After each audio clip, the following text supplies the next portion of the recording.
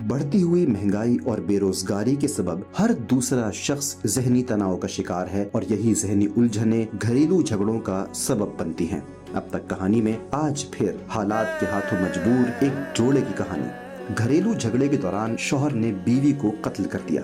ये वाकया पेश आया न्यू कराची सेक्टर J5 में। 28 साला अनम की शादी 10 साल पहले दिलावर नामी शख्स से हुई थी। 10 सालों में अनम और दिलावर की कोई औलाद ना हुई, जिसके बिना पर ससुराल वालों की तरफ से हमेशा झगड़े रहते थे, हमेशा बांझ होने का ताना मिलता था।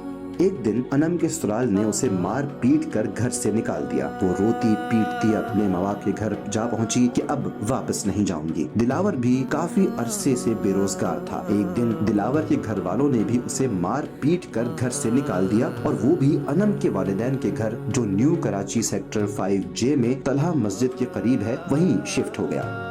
अनम के शौहर ने सोचा जैसे ही रोजगार मिल जाता है वो दूसरे घर में शिफ्ट हो जाएंगे। घर वालों के मुताबिक वो लोग यहाँ 5-6 महीने से रह रहे थे। सब कुछ सेट चल रहा था। जिस रात ये वाक़या पेश आया, अनम और दिलावर अनम की अम्मी के घर खाने पर थे और बहुत अच्छे माहौल में खाना खाया। फिर अनम के भाई के पोर्शन में जाकर चाय पी, फिर नीचे अपने कमरे में आकर सो गए।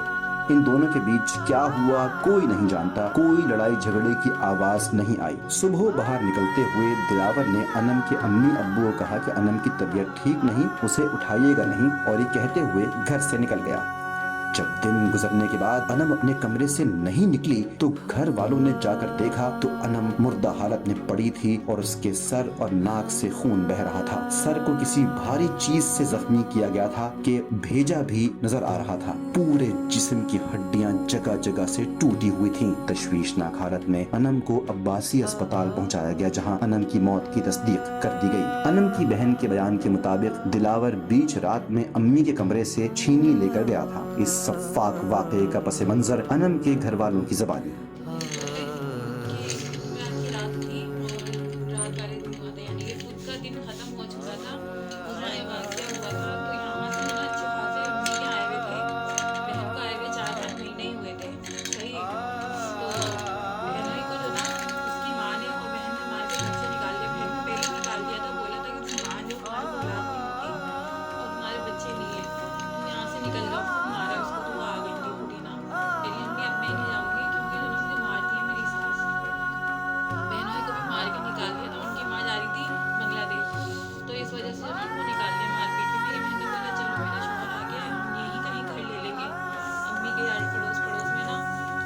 पैसे भी नहीं होते थे किराए के घर के, तो अम्मी ने बोला चलो जब तक नहीं है तो तुम मेरे साथ ही रह लो ना, मैं कर दूंगी तुम्हारा।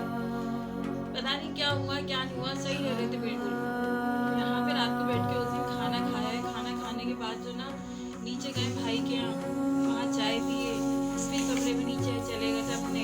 पता नहीं क्या बात हुई है क्या नहीं हुई है, उसको छेनी के बाहर से मारा है, उसका गला घोटा है, उसके हाथ पैर तोड़ दिए। बिल्कुल सही हंसते हंसते गए। खाना खाया क्या ये क्या था मिला को मिला कर मिला हंसते करते आया घर आया और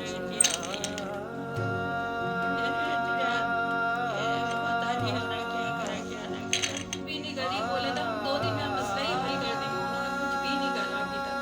1 हफ्ता बल्कि 8 दिन हो गए आज, अभी तक कुछ भी नहीं करा। उन्होंने कोई एक्शन नहीं लिया है। कह रहे हैं कि वो पता नहीं क्या क्या कह रहे हैं, बस अपनी अपनी चला रहे हैं, कुछ भी नहीं सुन रहे, कोई कार्रवाई नहीं कर रहे। वो हमें इंसाफ चाहिए। जब 10 साल पूरे हो गए थे, 11वां साल शुरू हुआ था उनकी शादी का।